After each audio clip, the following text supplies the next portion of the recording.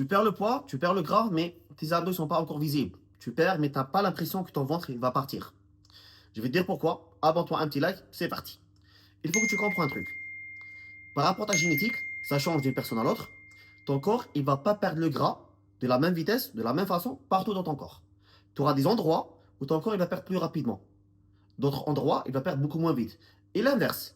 Des endroits où ton corps va stocker rapidement et d'autres endroits, il va stocker moins vite. Alors toi, quand tu vas commencer à perdre du poids, tu perds partout. Mais tu as des endroits où tu stockes plus, par exemple au niveau du ventre, bien poignée d'amour, bien fessier, ça dépend de ta génétique. On prend l'exemple du ventre. Alors toi, quand tu grossis principalement au niveau du ventre.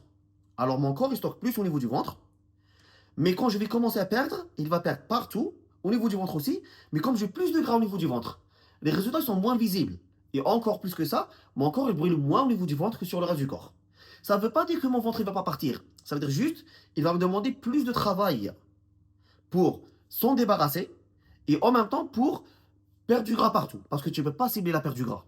C'est pour ça. Si tu veux vraiment perdre le ventre, tu dois continuer à perdre du gras et tu ne dois pas être agressif au début. Au début, tu commences tout doucement parce qu'au début, ton corps, tu donnes un petit peu de travail et va donner pas mal de résultats.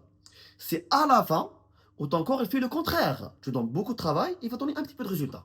Alors si toi, tu es malin et au début, tu commences tout doucement, alors au début, ton corps il va changer. Et après, il va commencer à résister. Résister. C'est à ce moment-là que tu donnes plus de travail. Alors tu auras plus de cartes à jouer. Alors quand tu arrives à un certain point où ton corps il a moins de gras partout, il a perdu du niveau du ventre, mais il commence à résister un peu au niveau du ventre. Tu peux jouer un peu plus. Tu peux baisser un peu les glucides, augmenter un peu le cardio.